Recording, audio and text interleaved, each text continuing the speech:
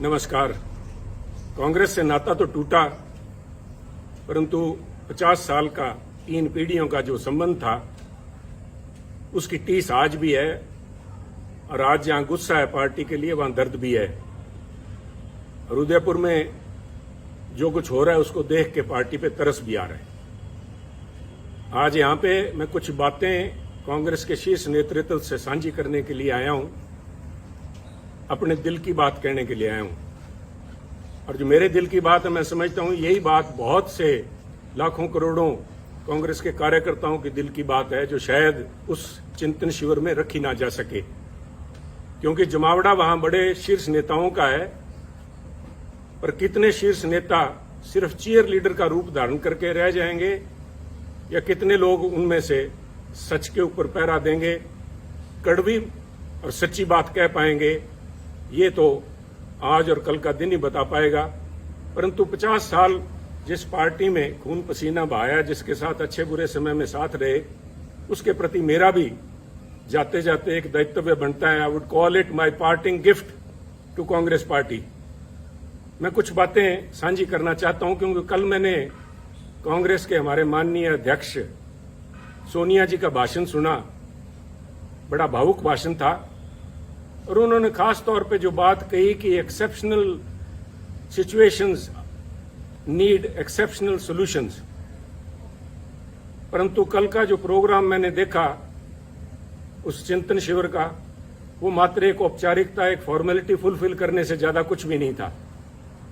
आज समय जब है पार्टी को बचाने का, आज पार्टी का अस्तित्व जो है, party is facing existential crisis, और उस समय हम इस तरह से बिहेव कर रहे हैं जैसे राष्ट्र का दायित्व आज कांग्रेस पार्टी के कंधों पे है। कमेटियां बनाई गई हैं, 6 किस्म की कमेटियां हैं, जो कि फॉरेन पॉलिसी भारत की डिस्कस कर रही है, कोई इकोनॉमिक पॉलिसीज, आर्थिक पॉलिसीज के ऊपर डिस्कशन चल रही है, एग्रीकल्चर पॉलिसी के ऊपर डिस्कशन कर रही है। मेरा मानना है कि बिल्कुल कांग्रेस आज एक मेन अपोजिशन पार्टी है, और हमारा ये फर्ज भी बनता है कि हम इन विषयों के ऊपर हमारी एक राय हो। परंतु उससे भी ज्यादा, जैसे कहते हैं कि घर को सजाने का तस्वुर तो है बहुत, घर को सजाने का तस्वुर तो है बहुत, पहले यह तो तय हो कि घर को बचाएं कैसे।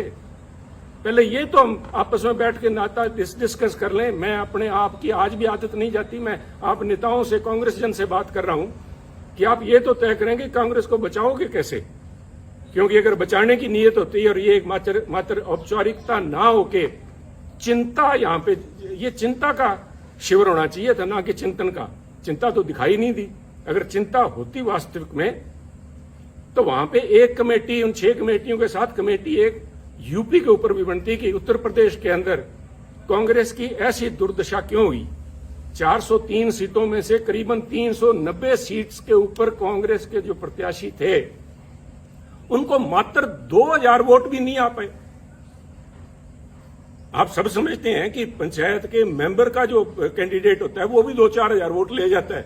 एक कांग्रेस का एमएलए उत्तर प्रदेश, जो कि दिल है हिंदुस्तान का, वहां पे कांग्रेस के नेताओं की ये दुर्दशा होनी, नेताओं की नहीं, मैं समझता हूं ये शीर्ष नेतृत्व की और पार्टी की दुर्दशा है। उसके ऊपर कोई कमेटी बनी, क्या उस पर कोई विचार करेगा? कल कोई अजय जी, जो लालू जी हमारे, अजय लालू जी हमारे प्रधान है, क्या वो बात करेंगे, साझा करेंगे क्या कारण रहे, क्या कमियां, उनको सुधारने का प्रयास किया जाएगा। इसी तरह चाहे गोवा है, चाहे मणिपुर है, क्यों आज क्या हालात, इस किस्म के बाद चर्चा तो ये होनी चाहिए थी कि पूरा north east, all the 7 sister states जो हैं, हम सारी हाथ से खोए बैठे हैं। क्या कारण हुआ? गोवा में तो बड़ी भारी एंटी इनकम्बेंसी थी सरकार की। चर्चा ये भी थी कि सरकार बनने के चांसेस है, परंतु हम कहीं भी नहीं ठहर पाए। और उत्तराखंड की बात कीजिए, और उत्तराखंड की तो मैं स्पेशली बात करना चाहूंगा कि 2 सूबे प्रांत ऐसे थे जिनकी बातचीत हो रही थी कि उत्तराखंड और पंजाब के अंदर कांग्रेस बहुत ही अच्छा प्रदर्शन करेगी और दोनों में सरकार कांग्रेस की बनेगी। फिर क्या हुआ? क्या कोई वहां बता पाएगा कि उत्तराखंड के जो मुख्यमंत्री के प्रत्याशी थे हमारे हरीश रावत जी, उनका एक पांव पंजाब में था, एक पांव उनका देहरादून में था इलेक्शन दिन तक। क्या वो सोच लेके आए थे? क्या सोच के साथ हरीश रावत जी को पंजाब का प्रभारी बना के भेजा गया? क्या उनकी मंशा सिर्फ इतनी थी कि हम तो डूबे हैं सनम, तुमको भी ले डूबेंगे? खुद तो उनकी जो दुर्दशा हुई, और मैं इसमें कहने में संकोच नहीं करूंगा, मैं पहले भी कह चुका हूं और आज फिर कह रहा हूं, अगर हरीश राव जी आ रहे हैं तो I call it divine justice, he deserved it. जो कांग्रेस पार्टी की दुर्दशा हुई है उसमें बहुत बड़ा रोल जो है एकमात्र इन व्यक्ति का है। सारा दायित्व तो इनके कंधों पे मैं नहीं डालूंगा, हमारी भी कमियां रही वहां पे, पर इनका बहुत बड़ा रोल था। ये एक कड़ी थे यहां से लोगों पर बात करने के लिए। और उससे भी ज्यादा जरूरी, जब उत्तराखंड की बात करते हैं तो पंजाब की बात कैसे ना करेंगे। मैं पंजाब की बात के ऊपर कुछ समय लूंगा। मैं आपसे धैर्य की अपेक्षा करता हूं कि कृपया थोड़ा धैर्य रखें, क्योंकि पंजाब का मुद्दा सिर्फ वहां पे सरकार बनने ना बनने तक सीमित नहीं है। बहुत ही एक आधारभूत मुद्दा है जो पंजाब से जुड़ा हुआ है। पंजाब में जो घटनाएं वापरी हैं और जिस वजह से वहां पे पार्टी की जो दुर्गत हुई है पंजाब में, उसकी समस्याएं जो हैं उनके दूरगामी और आधारभूत उसका प्रभाव पड़ेगा। एक बात मैं मानता हूं कि देश जो है, भारतवर्ष जो है, एक सेकुलर देश है, और उस भारतवर्ष के अंदर अगर सबसे कोई सेकुलर प्रांत है तो मुझे इस बात का गर्व है कि वो पंजाब है। और पंजाब ने बार बार ये दर्शाया है, यहां तक कि 25,000 पंजाबियों ने कुर्बानी दे के भी, आतंकवाद के उन काले दिनों में 25,000 पंजाबियों की कुर्बानियां हुई, परंतु वहां आपसी भाईचारे और सेकुलरिज्म के ऊपर आंच भी नहीं आई। परंतु आज एक छोटी सोच का व्यक्ति, छोटी सोच का सो कॉल्ड लीडर, छोटी सोच का एक छोटा नेता जो बड़े पदों पे आसीन है, उसकी जुबान ने वो करने का प्रयास किया जो आतंकवाद के काले दिनों के अंदर AK-47 की गोलियां भी नहीं कर पाई। ये तो पंजाबियों को मैं दाद देता हूं कि उन्होंने फिर से मौका संभाला। और आप देखिए, जीता जागता सबूत देखिए। अगर किसी को इस बात के परिणाम की, इसको प्रूफ की जरूरत है तो वो देखिए कि इस इलेक्शंस के अंदर, जिसके नतीजे 10 मार्च को भी आए हैं, अगर धर्म की बात करें, सिखों ने, जो सिखों की पंथक पार्टी अकाली दल, उसको वोट नहीं डाला। हिंदुओं ने बीजेपी को वोट नहीं डाला, और SC भाईचारे ने, हमारे दलित भाइयों ने कांग्रेस को वोट नहीं डाला। पंजाबियों ने एक सिख के तौर पे, एक हिंदू के तौर पे, एक दलित के तौर पे, क्रिश्चियन या मुस्लिम के तौर पे नहीं, उन्होंने पंजाबी के तौर पे वोट डाला। और इस सारे आडंबर को ढा के उन्होंने एक आस और उम्मीद को वोट डाला, एक रंगले पंजाब की आस, एक बेहतर फ्यूचर, बेहतर भविष्य की आस में उन्होंने वोट डाला। वो आस कितने हद तक पूरी होती है तो समय बताएगा, परंतु पंजाबियों को ये दाद देनी होगी कि उन्होंने ये काली नजर जो हमारे कांग्रेसी नेता जो लगा रहे थे, जो हिंदू, सिख या दूसरे भाईचारों के अंदर जहर का बीज जिन्होंने बोया, मैं तो आज इस माध्यम से खासतौर पे कांग्रेस अध्यक्षा सोनिया जी से निवेदन करूंगा, मेरी हाथ जोड़ के करबद्ध प्रार्थना है, सोनिया जी, राजनीति सारे देश में कर लीजिएगा, परंतु पंजाब को बख्शिए। पंजाब ने बहुत काले दिन देखे। पंजाब में अगर पंजाब को परसेंटेज के प्रिज्म से नहीं देख सकते आप, पंजाब को 33% अमुक कौम है, 40% अमुक कौम है, बाकी बचते नॉन सिख हैं या किस खाते में डाल रहे हैं, कृपया करके बख्शिए पंजाब को। पंजाब एक है। ये जो बात जिन लोगों ने, आपके जो नेता, आपकी सलाहकार है, मैं नाम भी लूंगा क्योंकि आज वो उन्हीं के चलते सारा बखेड़ा खड़ा हुआ है कि आज मेरे को इस चैनल पे के माध्यम से आपसे बात करने की जरूरत पड़ रही है। अंबिका सोनी जी के एक जबान ने, मैं समझता हूं, ना सिर्फ कांग्रेस को, तो कांग्रेस का तो बंटा उन्होंने बेड़ा डुबाया, परंतु उन्होंने पंजाब के माथे पे कलंक लगाया, सिखों के माथे पे कलंक लगाया, सिक्खी के माथे पे कलंक लगाया। उन्होंने हिंदुओं को बदनाम किया, हिंदुओं को निरादर किया। क्या ऐसे नेता का कांग्रेस में बने रहने का कोई हक है, कोई औचित्य है? अगर औचित्य है तो मैं आपसे निवेदन करूंगा कि आज के समागम के अंदर, जब उदयपुर में वो बैठी हैं और आपके साथ मंच पे बराबर बैठी हैं, तो उनसे निवेदन करें कि उठ के वो बताएं कि Punjab, what is Sikhism, Sikhism है क्या, जिसको उन्होंने इतना बड़ा दोष लगा दिया। This is nothing. उनका ये बयान कि पंजाब के अंदर अगर हिंदू मुख्यमंत्री बनता है तो पंजाब में आग लग जाएगी, इसका मायना ये हुआ कि जो सारे सिख हैं, सारे पंजाबी भाईचारा है, वो हिंदुओं के खिलाफ डांगे लेके घूम रहा है। हिंदू सिख भाईचारे के अंदर दरार डालने की ये जो कोशिश, खुद आपकी सलाहकारा अंबिका सोनी जी और उनके जो कुछ चंद चेले जो हैं, जो पंजाब के अंदर बैठे थे जिस समय ये फैसला हो रहा था, 4-5 जो यहाँ थे और वो 4-5 मोस्टली आज वहां आए हुए हैं आपके पास वक्ता के तौर पे, उनको बेनकाब करना जरूरी है। उन्होंने कहा था कि अगर हिंदू बन गया पंजाब में मुख्यमंत्री तो पंजाब में आग लग जाएगी। Is this some pre planned way of vilification of Sikhs? Are you trying to vilify a whole community? कि वो इतने इनटॉलरेंट है, उनके अंदर ये सहनशीलता ही नहीं है कि किसी और को बनता देख सके। और इनकी अंबिका जी की बात में अगर कहीं सच्चाई होती तो मैं समझता हूं कि अकाल तख्त के जत्थेदार साहब ने जिस दिन इनका बयान आया उसी दिन उन्होंने कहा, अकाल तख्त साहब का वो बयान मैं समझता हूं स्वर्णिम अक्षरों में दिखा जाने वाला है कि पंजाब के अंदर हिंदू सिख होना कोई मायने नहीं रखता। सोनिया जी, मैं आपसे निवेदन करना चाहूंगा, अकाल तख्त कोई छोटा मोटा जगह नहीं है, is a temporal seat of Sikhism. यहां पे महाराजा रंजीत सिंह भी आके पेश हुए हैं। अगर उनके हेड ग्रंथी ये बात कहते हैं, वहां के जत्थेदार साहब कहते हैं, तो ये क्या ज्यादा सिखों के बारे में या पंजाब के बारे में जानते हैं? एक ऐसा लीडर, एक तरफ हम इल्जाम लगाते हैं आम आदमी पार्टी के ऊपर कि वो पंजाब का भला नहीं कर पाएंगे क्योंकि उनकी लीडरशिप दिल्ली से चलाती है, जिनको दिल्ली के बारे में ज्ञान नहीं। मुझे आम आदमी पार्टी का तो पूरा पता नहीं, परंतु सोनिया जी, पंजाब कांग्रेस का बेड़ा गर्क दिल्ली में बैठे उन नेताओं ने किया है जिनको पंजाब का, पंजाबियत का, सिक्खी का बिल्कुल पता नहीं। सरबत दा भला गुरु महाराज का मूल मंत्र। I am not a Sikh scholar, परंतु मैं अपने आप पे गर्व है कि मैं पंजाबी हूं। मुझे इस बात का मान है कि गुरु महाराज ने जो मूल मंत्र दिया था वो था मानस की जात सब एको पहचान में, सरबत दा भला, यूनिवर्सल ब्रदरहुड। कौन सी लैंग्वेज समझाऊं मैं इनको, अंबिका जी को? कौन सी लैंग्वेज में ये बता पाएंगे, जवाब दे पाएंगे? और इनके जो पिछ लगू वहां पे बैठे हैं उनसे मैं निवेदन करूंगा कि वो खड़े होकर वहां पे मंच पे बताएं कि किस वजह से पंजाब को बदनाम किया, पंजाबियों को बदनाम किया गया। और ये सोनिया जी, मैं बार बार इस बात पे जोर दे रहा हूं क्योंकि ये हमारी विचारधारा से जुड़ा हुआ मुद्दा है।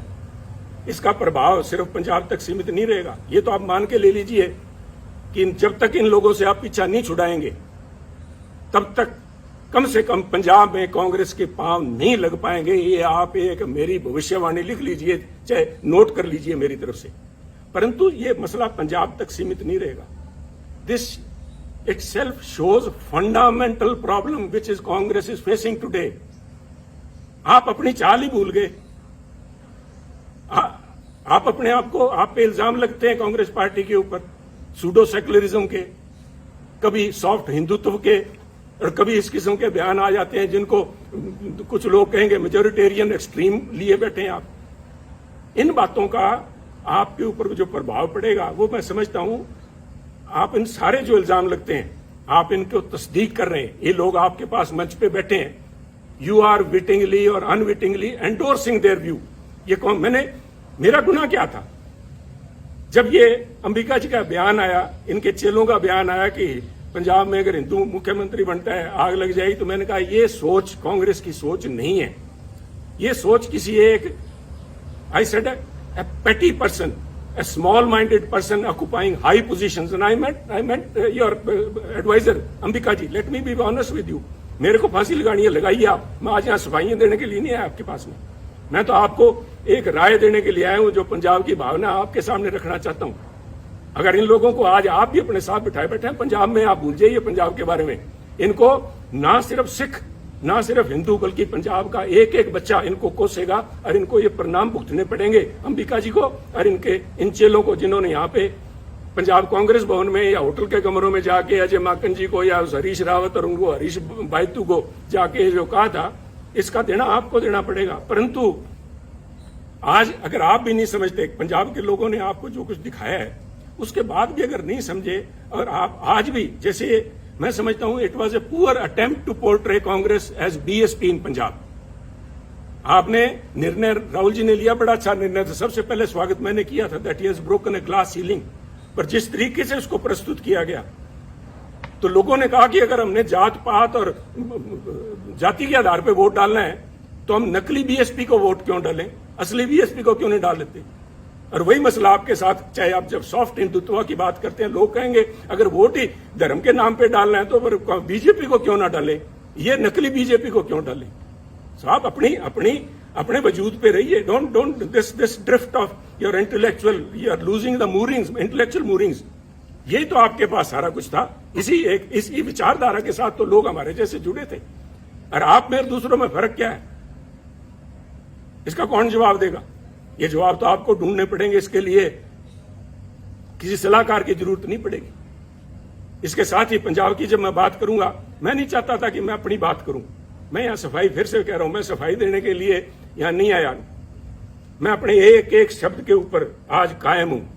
मैंने जब आपको कहा था कि ये जो दिल्ली के अंदर आपके पास लोग बैठे हैं, आपको आंखें दिखा के और बाहर जाके कहते हैं समझौता हमसे करने का प्रयास करिए कांग्रेस अध्यक्षा, उन्होंने ना सिर्फ आपकी पद की गरिमा को ठेस लगाई बल्कि कांग्रेस की सोच को भी ठेस लगाई। मैं आज भी उस बात पे पहरा देता हूं। परंतु मैं इसलिए कह रहा हूं कि मुद्दा मुझे नोटिस दिया गया, सो कॉल्ड नोटिस, वो तो हमको कहें काफिर, ये अल्लाह की मर्जी है। कमाल होगी साहब। मैं तो आपसे ये पूछना चाहता हूं, सोनिया जी शायद आपको मालूम नहीं था, मैं देखिए इतनी बड़ी संस्था है, आपके पास कितने ही पूर्व या एक्टिंग कांग्रेस प्रधान सूबों के रहे होंगे, शायद आपको नहीं पता था कि सुनील के पास कोई भी पद नहीं है। जब आपने सुनील के खिलाफ एक फरमान जारी किया कि सुनील को पार्टी के सभी पदों से निलंबित किया जाता है, मेरे पास पद था कौन सा साहब? मेरे पास तो एक विचारधारा है, वो आज भी मेरे पास है। मैं अपनी बात पे आज भी खड़ा हूं। आप कहीं बदल गए होंगे, आपकी सोच बदल गई होगी। सुनील तो जाखड़ तो जहां खड़ा था वहीं खड़ा। ये हमारी कमजोरी है, यही हमारी स्ट्रेंथ है। हम तो जहां हैं वहीं खड़े हैं। परंतु जिन्होंने, वो कहते हैं कि आपने संबंध विच्छेद नहीं किया सुनील जाखड़ से, आपने दिल तोड़ा है।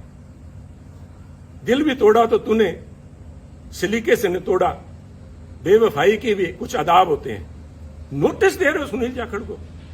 50 साल 3 पीढ़ियों का संबंध है। मुझसे बात करने में किसी को शर्म आ रही थी? ये मैं सारे जवाब आपको दे सकता था, परंतु मैं आज जवाब देने के लिए नहीं आया। मैं जो बात देने का आपसे कहने के लिए आया हूं, क्या कहूं मैं, मजाक कहूं या इसके ऊपर तरस आता है मुझे। मुझसे आपने मुझे नोटिस दिलाया, एक ऐसे व्यक्ति से नोटिस दिलाया, और इस बात के लिए नोटिस दिलाया कि मैंने आपकी सलाहकारा के खिलाफ अपशब्द बोले हैं। चलो, मैंने तो आपकी सलाहकार अंबिका जी के खिलाफ जो कुछ बोला ना बोला, पर नोटिस इससे दिलाया आपने। तारिक अनवर जी एक बड़े सुलझे हुए परिपक्व नेता हैं। उनका तो आपको ध्यान होगा कि वो 1999 में, आज से करीबन 20 साल से ज्यादा पहले, कांग्रेस छोड़ के चले गए थे। आपको ये भी पता होगा कि वो क्यों छोड़ के गए थे। वो ये कह के छोड़ के गए थे कि सोनिया गांधी एक विदेशी महिला है, और विदेशी महिला अगर इंडियन नेशनल कांग्रेस की अध्यक्षा बनती हैं तो मैं उसे कदापि सहन नहीं कर सकता। और यही तारिक अनवर साहब, संगवा साहब और पवार साहब के जाके इन्होंने सरकार, अपनी पार्टी बनाई थी। आप भूल गए क्या? कोई आपको बताने वाली, ये सलाहकार आपकी बताने वाली थी नहीं क्या? और ये क्या बताएंगी साहब? वो कहते नहीं, यहां तो हर शाख पे उल्लू बैठा है। इन श्रीमती जी की, अंबिका सोनी जी की बताऊं मैं आपको। आप उनसे, हमें जिसके ऊपर मैंने इल्जाम लगाए, मैं आपके माध्यम से, सोनिया जी, मैं आपको, क्योंकि आप बड़े हैं, आप अध्यक्ष हैं, आपके माध्यम से एक स्पीकर के तौर पे मैं आपके माध्यम से कांग्रेस जनों से बात कर रहा हूं कि जिस व्यक्ति पे मैंने आरोप लगाए हो, क्या वो मेरे खिलाफ अनुशासन कमेटी में बैठ सकती है जज बन के? कहते वही कातिल, वही शाहिद और वही मुंसिफ ठहरे। वही कातिल, वही शाहिद और वही मुंसिफ ठहरे। ऐ खुदा, मैं अपने कत्ल का दावा करूं किस पे? मैं किसको जाके कहूं ये बात? ये मेरे पे फैसला करेगी? 1977 में कहां थी जब इमरजेंसी के बाद सोनिया जी परछाया छोड़ गया था कांग्रेसियों का? जो लोग थे, इन किस्म के जो वक्ती लोग थे, these are fair weather friends, they are fair weather warriors. Indira ji की चहेती थी ये, संजय जी के साथ ही मिलकर काम करती थी, इसलिए इंदिरा जी का इनके तरफ बड़ा मान सत्कार था। और उस मान सत्कार का नतीजा इसी अंबिका सोनी जी ने यह दिया कि 1977 में जब उनको अपने साथियों की जरूरत थी तो अंबिका जी सबसे पहले उस डूबते जहाज से छलांग मार के गई थी। जहाज से डूबने वालों को क्या कहते हैं मैं नहीं इस चक्कर में पड़ूंगा। और ना सिर्फ छलांग लगा के गई, ना सिर्फ उन्होंने यहां से कांग्रेस उर्स से चंडीगढ़ से इलेक्शन लड़ा जगन्नाथ कौशल जी के खिलाफ, कांग्रेस के प्रत्याशी के खिलाफ, इन्होंने मेरठ में जाके 84 में फिर महसीना को दुबई जी बैठी होंगी, मैंने देखा नहीं कल प्रोग्राम में उनको। मैं अल्लाह ताला से यही दुआ करता हूं कि उनकी सेहत कायम रहे, वो यहां हो। उनसे पूछिएगा कि इन अंबिका सोनी जी ने इंदिरा जी के खिलाफ क्या क्या अभद्र भाषा इस्तेमाल की थी। आप बड़े दिल के नेता हैं राहुल जी, और आप भूल जाएंगे सोनिया जी, हम नहीं भूलते, हम तो गांठ बांध के बैठे हैं। और ऐसे लोगों को बेनकाब करना पड़ेगा। जब मैं ये बातें कर रहा हूं, जो मेरा ये किस्सा है, this is a case study in itself, the way Punjab issue has been handled from the very beginning. छोड़िए सुनील को उतारा गया जुलाई 2021 के अंदर ये कह के कि सुनील जाखड़ मुख्यमंत्री कैप्टन अमरिंदर सिंह जी के साथ मिलकर काम करता, उनका बहुत नजदीकी है, मिले हुए दोनों। नए कांग्रेस प्रधान को बनाया गया और उसके बाद जुलाई 21 को नए कांग्रेस के प्रधान नवजोत सिंह सिद्धू जी बनते हैं। और उसके बाद 6 महीने तक सारी एआईसीसी, सारी कांग्रेस इसी बात को लगी रही कि पहले मुख्यमंत्री कैप्टन अमरिंदर सिंह जी, उसके बाद में चरणजीत चन्नी, इन दोनों को आपस में कैसे इकट्ठा बिठाया जाए, कैसे पीसीसी प्रधान और मुख्यमंत्री मिलकर काम करें। व्हाट वाज इट, क्या था ये? क्या आप इसी एक बात पे, किसी एक बात पे खड़े हैं क्या? कोई स्टैंड है पार्टी का? और ये जो डिस्टेबलाइज करने की प्रयास किया गया, मैं जिनकी बात कर रहा हूं डिवाइन जस्टिस की, रावत साहब को भेजा इसलिए गया था कि कैप्टन अमरिंदर सिंह व सिटिंग प्रिटी, उनको डिस्टेबलाइज किया जाए। सोनिया जी, डिस्टेबलाइज तो विरोधी पार्टियां करती हैं, आप तो you are the parent party, Congress high command वहां पे बैठी, आप पंजाब में क्या डिस्टेबलाइज करवाना चाहती थे? Control destabilisation. और इसका रेमिफिकेशन देखिए, आज नोटिस आया कुछ दिन पहले, मेरे को नोटिस देने के बाद में एक नोटिस नवजोत सिंह सिद्धू जी को भी दिया गया। मेरे बहुत से डिफरेंसेज हैं नवजोत सिंह सिद्धू जी से, परंतु मैं इन प्रिंसिपल बात करना चाहता हूं, क्योंकि ये बातें आज के इस चिंतन शिविर में होनी चाहिए कि उनको किस बात के लिए नोटिस दिया गया कि वो अपनी सरकार के खिलाफ बोलते थे, वो कैप्टन अमरिंदर सिंह जी के खिलाफ बोलते थे, उन्होंने चरणजीत चन्नी के खिलाफ बोला, उनको नोटिस दिया गया। तो सब मेरा एक सवाल है, और मैं बड़ा उनका रिस्पेक्ट करता हूं अशोक गहलोत जी का। अशोक गहलोत जी, आपकी सरकार को डिस्टेबलाइज क्या सुनील जाखड़ ने कर रखा है क्या, जो सुनील को नोटिस दिया गया है? आपकी सरकार को नवजोत सिंह सिद्धू ने डिस्टेबलाइज कर रखा है क्या? सुनील जाखड़ तो शायद कैप्टन अमरिंदर सिंह से मिला हुआ था या नहीं था, वो तो ये खुद जानते हैं, क्योंकि एक एक बात का इनको ब्यौरा दिया हुआ था। मैं नहीं चाहता था कि कांग्रेस की लड़ाई सड़कों पर उतरे, परंतु ये इनका फैसला था। सिर माथे, मैंने उस माथे को कबूल किया, सिर माथे कबूल किया। परंतु नवजोत सिंह सिद्धू तो सिर्फ बोलते ही हैं, और आपके यहां तो गहलोत साहब हर 15वें दिन आपको बताना पड़ता है राजस्थान की जनता को कि मैं अभी मुख्यमंत्री रहूंगा। और जिन लोगों ने मानेसर में जाके महीना तक कैंप किए रखा, आपकी सरकार के ऊपर ही एनफोर्समेंट डायरेक्टरेट की रेड करवाई, वो तो आप अच्छे थे कि पंजाब वाले से हालात आपके साथ नहीं बने, आपके भांजे भतीजे के यहाँ 25-30 करोड़ रुपए नहीं मिले तो आप बच गए। उन लोगों को नोटिस नहीं जाना चाहिए? उन लोगों को तो कांग्रेस अध्यक्ष मंत्रणा के लिए बुलाते हैं। तो क्या एक संदेश दे रहे हैं? एक मन बनाना पड़ेगा, क्योंकि अगर सुनील ने खता की है और सुनील की वजह से अगर पंजाब में सरकार नहीं बन पाई, और जैसे कि आपके हरीश बायतू जी कह रहे हैं कि सुनील की वजह से, सुनील के बयानों की वजह से आसपास वाली स्टेट्स के अंदर भी कांग्रेस को नुकसान हुआ है, तो फिर सुनील को निकाला क्यों नहीं? मैं ये पूछना चाहता हूं। अगर आपने फैसला ले लिया सुनील ने गलत किया तो सुनील को निकाल के बाहर करो। एक संदेश जाना चाहिए। मेरा कहने के बाद आप फैसला लीजिए, आपको फैसला करना पड़ेगा। मेरा मानना है ये जो कुछ भी हो रहा है, ये चंद चापलूस लोग जिन्होंने घेर रखा है, वो सिर्फ चापलूस ही नहीं है। मैं मर्यादा से बाहर नहीं जाना चाहता, परंतु पहले इल्जाम लगा करते थे कि कांग्रेस के हर समय हर सरकार के अंदर एक कोटरी होती है, जिसे किचन कैबिनेट कह लो या कोई उनकी कोटरी, उनके विश्वास पात्र हैं जो अपनी नजदीकियों का फायदा उठाते हैं। परंतु मैं कांग्रेस साथियों को बताना चाहता हूं over a period of time, क्योंकि मैंने जो 20 साल के मेरे एक्टिव पॉलिटिक्स में देखा है, ये जो कोटरी थी, ये जो ग्रुप थे, ये गिरोह का रूप धारण कर चुके हैं। और मैं बड़ी गंभीरता से और बड़ी जिम्मेवारी से कह रहा हूं, गिरोह का शब्द मैंने इस्तेमाल किया है। ये जो बना के भेजे जाते हैं यहाँ पे, हमारे इंचार्जेस बना के भेजे जाते हैं, इतिहास गवाह है पंजाब का, मैं राजस्थान का या हरियाणा का तो बोल नहीं सकता, मैं पंजाब की बात करूंगा। जनार्दन द्विवेदी जी शायद आए हुए हैं, जनार्दन द्विवेदी से पहले या बाद में एक शकील अहमद साहब को छोड़ दीजिए, चाहे वो चाणक्य थे, चाहे वो आशा कुमारी जी थी, चाहे रावत जी थे, और चाहे हमारे हरीश बायतू जी थे, ये सारे के सारे एक ही आका के जाके पैरों में हाथ लगाते हैं। वो हमारे पंजाब की आंटी बैठी है वहां पे, इन सारों को उनका वृद्ध उनका जो हस्त था उनके ऊपर था। और इन लोगों ने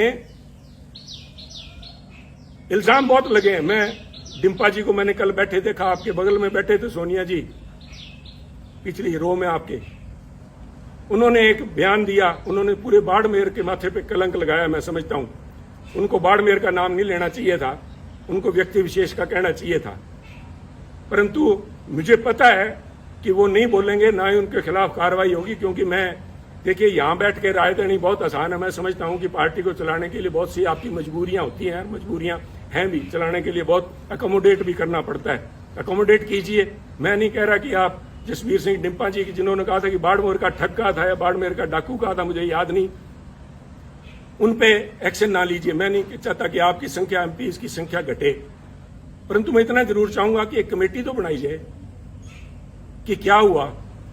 these so called incharges, AICC incharge of Punjab Congress have not been less than, वो अमेरिकन एक फ्रेज बनी हुई, कारपेट बेगर्स। वो बेसिकली ग्लोरीफाइड ठग थे, जिन्होंने अमेरिका में जाके, जो उन दिनों में सिविल वॉर के बाद लूट खसोट जो हुई है, इस किस्म का यहां पंजाब के अंदर माहौल रहा है। इन लोगों को नोटिस ना दे के आप नोटिस सुनील जाखड़ को दे रहे हो। कोई इल्जाम तो बताओ सुनील जाखड़ को। सुनील जाखड़ ने तो, वो कहते हैं ना, हमारे बागड़ी में कहावत है कि सुनील जाखड़ ने तो आंख में सुरमा डालने का प्रयास किया था, और आपके लोगों ने जाके वहां पे आपको बताया सुनील जाखड़ कांग्रेस की आंख फोड़ रहा है। तो ये निर्णय तो आपको लेने पड़ेंगे। सोनिया जी, मेरे से, राहुल जी से मेरा ये निवेदन है कि हो सकता है आने वाले उत्तराधिकारी वही होंगे, और वो चाहे मेरी किसी से बने ना बने, मुझे लोग गलत कहेंगे, कांग्रेस पार्टी आपके, राहुल जी और आपके नाम के गांधी परिवार के बिना नहीं चल पाएगी। 60 बन जाएंगी, 60 नहीं तो कम से कम हर एक सूबे में अपनी अलग कांग्रेस होगी। आपका होना जरूरी है, आप लोगों का इस पार्टी का एक सशक्त अपोजिशन के लिए होना जरूरी है। परंतु ये तब तक ही जरूरी है कि आप अपने अच्छे बुरे को पहचाने। ये प्रशांत किशोर जी नहीं बता पाएंगे आपको, कोई आप वो सुनील कानूनगोलो है उसको वो नहीं बता पाएगा।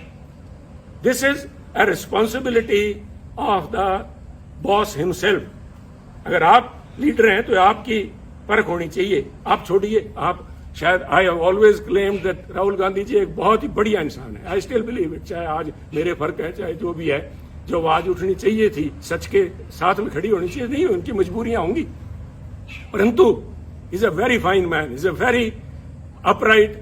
और मैं अगर कांग्रेस के अंदर इतने साल निभ गया तो उसका बहुत बड़ा कारण राहुल गांधी जी, मैं आज भी मानता हूं। अगर वो और कोई छोटे दिल का व्यक्ति वहां बैठा था, उससे पहले ये तोड़ बिछड़ा, उससे पहले भी हो लेना था। परंतु राहुल जी, आपको भी आजकल एयरक्राफ्ट के अंदर ये सुखोई और वहां पे लड़ाई चल रही है, उनके अंदर एवरी एयरक्राफ्ट, इवन टैंक्स के अंदर भी एक होता है IFF, called identification of friend और फो।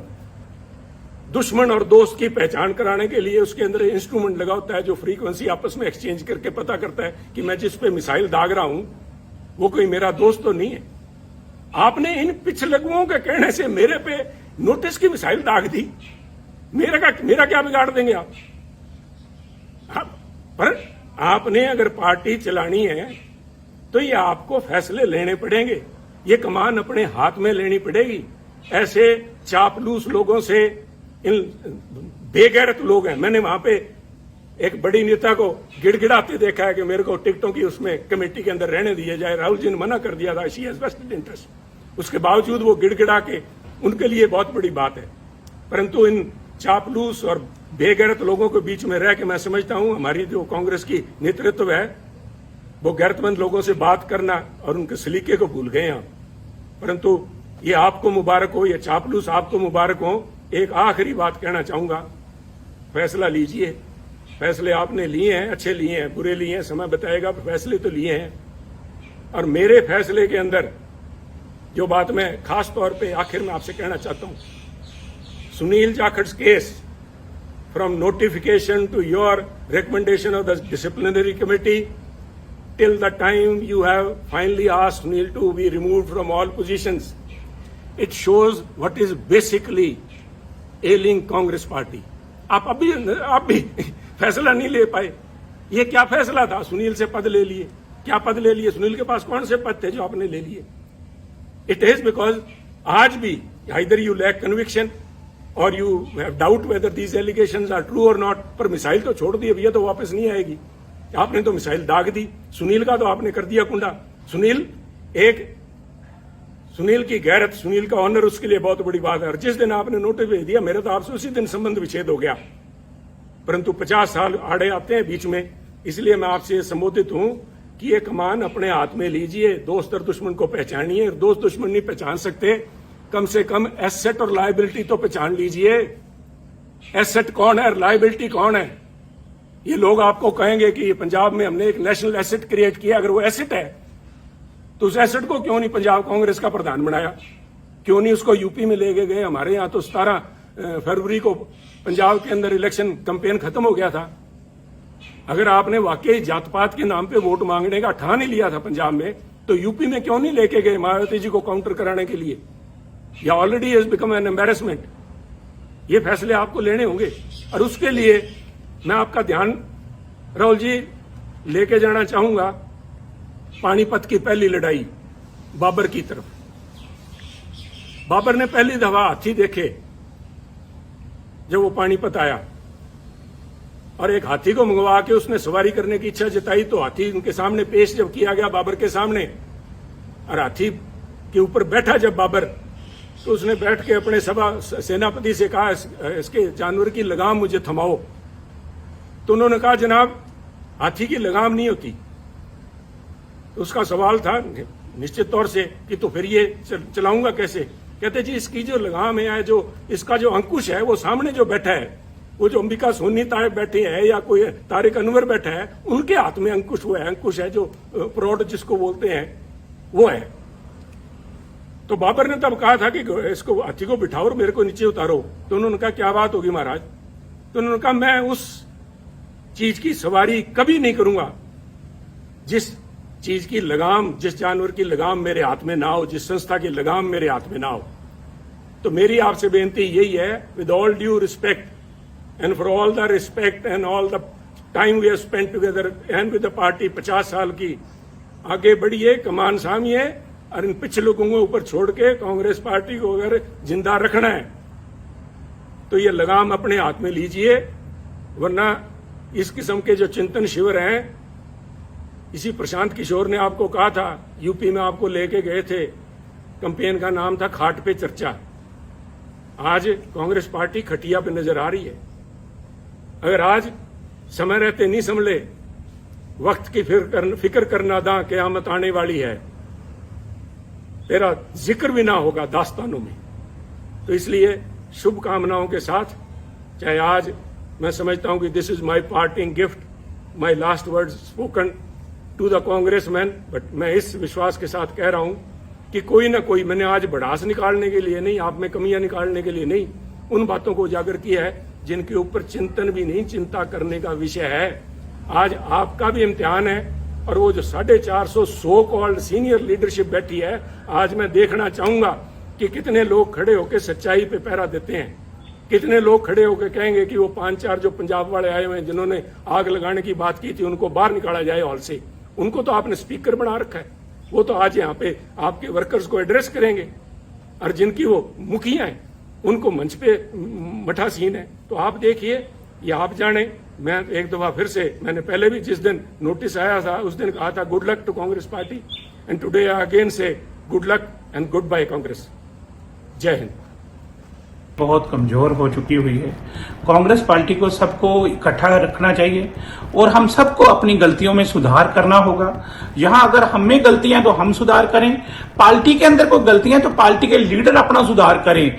जरूरत इस बात की है कि हालांकि सुनील जाखड़ को जब सीएलपी का लीडर चुना जाना था, कैप्टन अमरिंदर सिंह को हटाने के बाद उस पे सुनील जाखड़ ने सवाल खड़े किए थे। ये जो नोटिस जारी हुआ था उसी संदर्भ में ये नोटिस था। और मैं फिर भी ये समझता हूं कि भैया ये गलतियां खाली एक ने सवाल खड़े नहीं किए थे, और भी बहुत से सीनियर लोग थे जिन्होंने सवाल खड़े किए थे।